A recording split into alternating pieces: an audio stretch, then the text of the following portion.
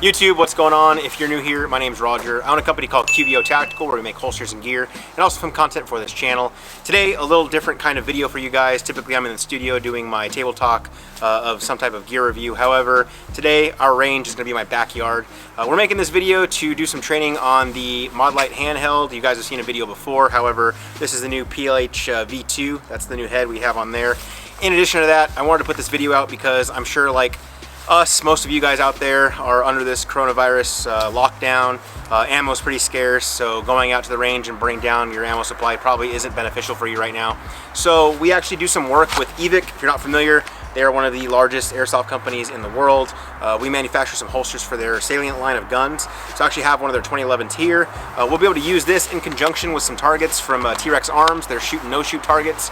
With all of that combined, you're able to get a range training session from your house or in your backyard, wherever, maybe if you have some land. But we're going to show you how we can do that without having to go to the range and burn through ammo, and how we can do it from the convenience of our home. Alright, and for those of you wondering, all of the vibrant colors you're seeing are because I'm using a Nikon Z50 with the IR blocker removed. This is actually what it will look like if it was just seen with the naked eye. As you can see, it's pretty dark out here, so you will need to use some type of light source in order to see the targets. Just like our videos before, we're going to be using different targets from T-Rex Arms. There'll be a variety of 3 no-shoots and then 1 shoot target. Each person that comes up to do the training will not know where the target placement is of the shooter until they turn around, use their handheld light to identify the threat. Then they'll move offline and engage, just like we did in previous videos. Without further ado, let's get to it. Alright, so first up is going to be Guy. He's done this drill several times before in live fire, so he'll give a great example of how to run this drill. Alright, stand by.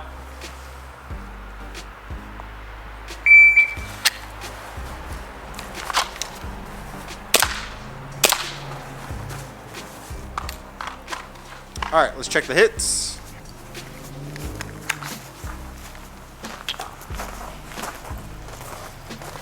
Alright, what do we got, Guy? We got 1 lower abdomen, 1 mid. Cool, midsection, good hits. Mark them off. Alright, so you've done this drill several times before live fire. How did it feel using airsoft? Like in regards to like how similar is it with manipulations, presentation of the firearm? Obviously recoil might be similar, but it's not going to be the same. But like, how does it feel to you? It all feels pretty much the same. So you think it's a good supplement for not being able to get out to the range right now? Yeah, definitely. Cool. All right, next up.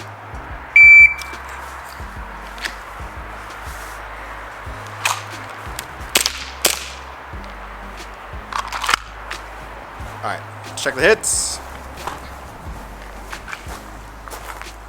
What do we got? 1,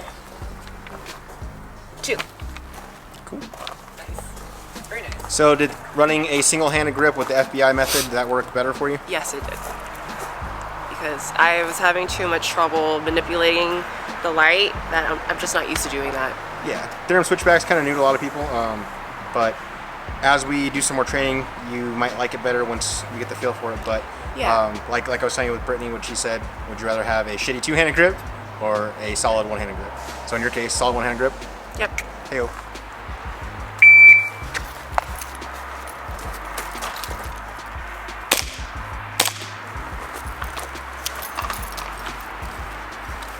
Let's check the hits.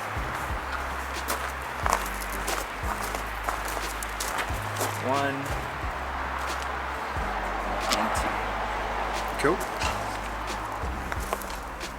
So what are you liking better? Coming up FBI and then using a single-handed grip? Yeah, honestly. Okay. Yeah, right now, once we practice the flip, then we'll work on that 2-hand presentation. Cool.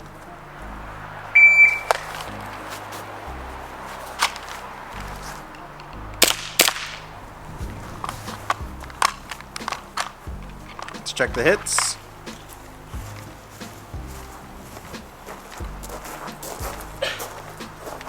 Where are we at? 1 on the forearm here. And we have...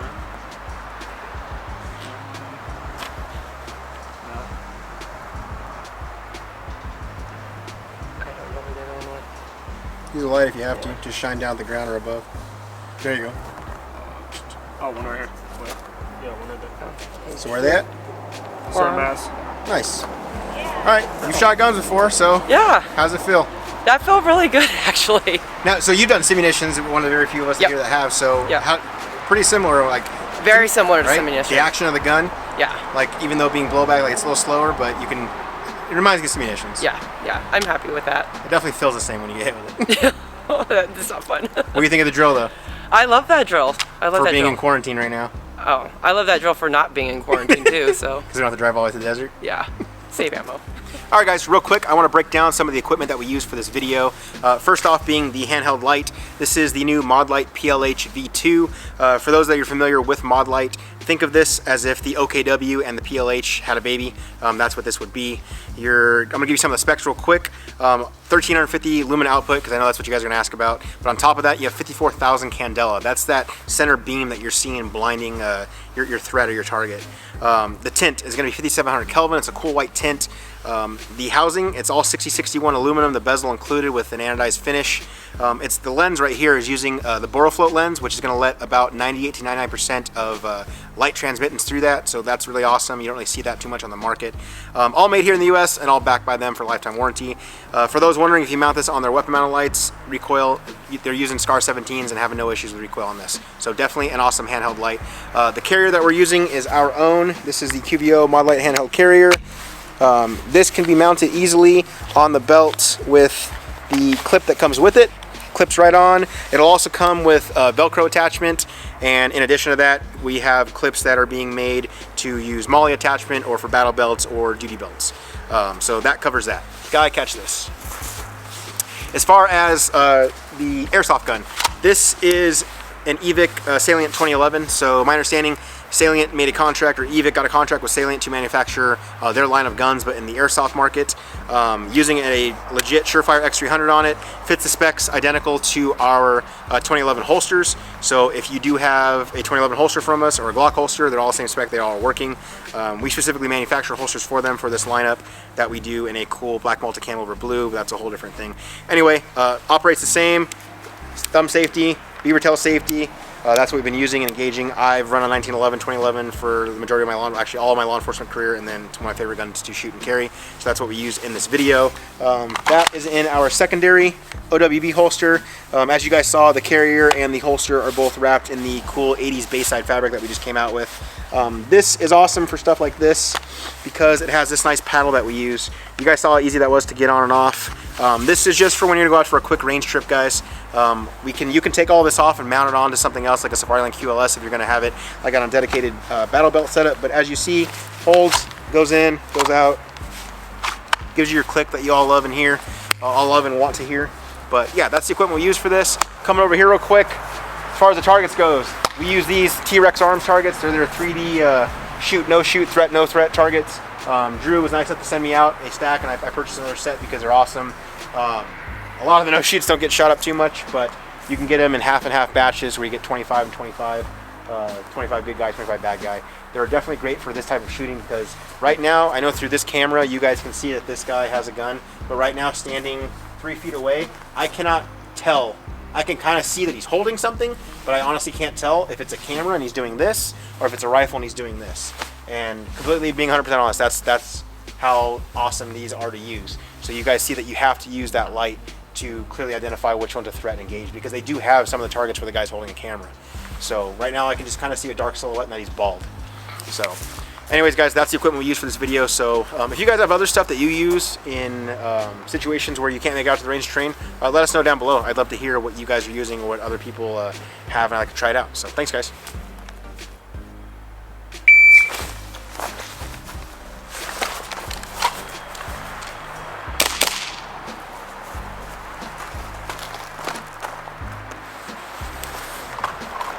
Okay.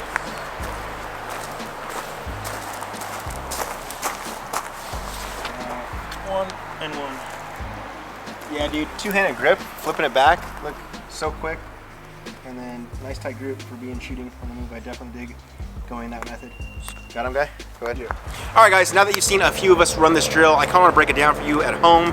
I want to give you guys a few different methods. Like I always say, there's 100 ways to skin a cat, so don't take this as a say-all be-all in ways that you have to manipulate a handheld, ways that you manipulate the handheld with said firearm.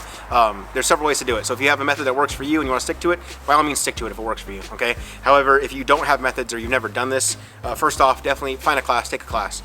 Secondly, try some of these methods and see what works for you best. I specifically want to go into methods of utilizing the handheld. In addition to that, I want to also specifically go into ways you can carry or ways you can use the handheld in conjunction with a firearm. So we will definitely hit on those. Couple of questions I want to address right away. Last time we did this type of video, we got a bunch of questions about why do you have a handheld light and a Surefire X300 weapon mounted light? Why not just use the weapon mounted light? Well, the reason being, this light is for engaging with your firearm. So this light is using defensively to shoot the threat that I've already identified with this light. Your handheld light is to use to search and assess. Examples that I can give you. If you got pulled over by a police officer and he walked up to your car and had his gun out with a weapon mounted light, pointing his light into your car during a night car stop and said, "Give me your driver's license and registration," that would be an instant complaint. That would be a very unsafe move by him, and you'd have justified reasons to complain. So it's not safe. You shouldn't be pointing guns at people that don't need guns to be pointed at them, okay? So like the targets we've been using, like these 4 targets out here, if you turn over here, like these could be 4 dudes that are just walking on the street that live in my neighborhood. These could be 4 undercover cops, or they could legitimately be 4 bad guys, okay? You don't know till you bring that light out and scan and assess and see that that dude's got an AK-47, okay? Now, other people have asked, how come you strobe versus just streaming the light back and forth? A method that I currently learned from a friend, Brittany. She teaches a lot of stuff for PFC, Progressive Force Concepts, if you're not familiar with them here in Las Vegas. I do like the method that she brought to my attention, which is strobing. And the reason being, here I'm able to take several snapshot pictures and right away I can see that this guy's our bad guy. As opposed to if I'm gonna sit here and scan like this, depending on which way I come from, I might get to the bad guy first, I might not. But if I'm coming far right, this guy now has plenty of time to use that beam to identify me and then engage me, as opposed to if I'm strobing all of them, they're all getting disoriented. Their eyes are all trying to figure out what they need to be adjusting to while I'm doing this, and then I immediately see that he's the bad guy, so I can step offline. Now, stepping offline, why do we do it? So we don't get shot. So coming out, addressing, this is the Modlite PLH V2. So with all that candela in his face, it's definitely blinding, okay? And if you haven't seen our videos on that stuff, please check them out. It goes into why this light is super powerful and awesome with breaking the photonic barrier and the candela with lumen output. All that stuff is in the video. I will link it up here. Definitely check it out. But going back to what I was saying, when I come up, boom, I've disoriented that guy. I can now step offline. So if he does start engaging, likely he thinks I'm where the light was originally and he'll engage there. Whereas now I'm off, I can now engage with my firearm and bring the light back up to an FBI position. So FBI, single-handed grip. The method behind that, would you rather have a shitty 2-handed grip or a solid 1-handed grip? For me, I'd rather go solid 1-handed grip with the light up here, okay? And now everybody out there that's saying, oh, the light's near your head, you're gonna get shot in the head. Yes, I understand that old myth tale that's been told. Here's the thing, guys. So if I'm running my weapon mounted light, right? If I'm here and I'm engaging my Surefire X300, well, that weapon mounted light is at my chin and my neckline. So guess what? The light's still where I can get shot. So doesn't really matter in my opinion when it comes to that. And for those out there, oh, we have body armor. Yeah, I don't have body armor here. At the same time, if this dude's running an AK-47, my body armor isn't gonna do anything. So let's not even go there in the comments. If you do have other methods that you like to use or something constructive, please drop it down below. I'd love to see other methods. My buddy Martin Kim that was just out here recently, one of the methods that he used that I really like, he comes out with his handheld, does his strobing, identifies. As soon as he identifies that threat, he comes out using the theorem switchback, he'll flip it out. Now he's got freedom with his hand. He'll come out, use a 2-handed grip, engage his Surefire X300, and fire off rounds with a solid 2-handed grip. I really like that method. I thought that was really awesome. I'd never seen that before, and that's where something like the theorem switchback really comes into play. You can utilize it to engage the light with your knuckle press, coming here, and then pushing forward on the theorem and going into your knuckle and getting a 2-handed grip. However, if it's not placed correctly with this setup because of the tail cap, it doesn't work the best or the most consistent in my opinion, so that's why I would use that other method. So I hope that kind of answers the questions that you guys might have. I've been getting a lot of them when we put out the other video. I wanted to make this video so you guys kind of got an idea of something that you could do if you have access to Airsoft. I know a lot of us do. And for those wondering too, if you're going to drop a comment below that law enforcement agencies don't use Airsoft to train, I'm here to tell you that when I was on Las Vegas Metro, we did in fact use Airsoft a lot to train.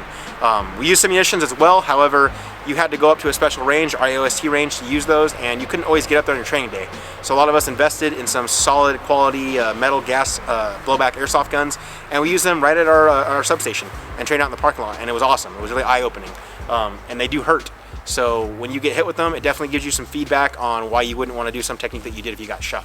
So I'm going to run a few more drills for you guys. If you have questions down below, please let me know. I appreciate you guys checking out the video as always. Let me know if you like this kind of style video. I'm not going to do anything in the studio talking about stuff. This was more just something for us quickly to put together. A lot of our stuff that we want to do with range sessions has kind of been put on hold because of limitations on ammo. So I figured this is an awesome way to get some training in, but at the same time I wanted to share it with you guys so you can do it at home. So yeah, if you liked it, give us a thumbs up down below. If you're new to the channel, please consider subscribing as we post new videos every week. If you want to support our content, check out that Patreon link down below. Our Patreon squad, they get first access to new gear, new contests, new giveaways, new content, all that jazz. We appreciate their support. Honestly, it's because of them that we're able to continue making these videos. So as always, guys, thanks for checking out the video, and I'll see you in the next one.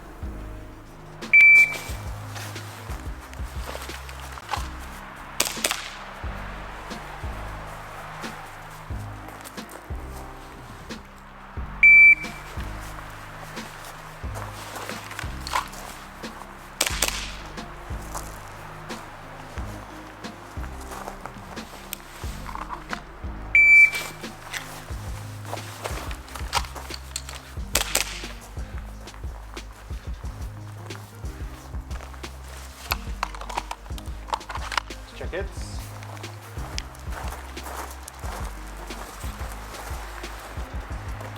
Here. Boom.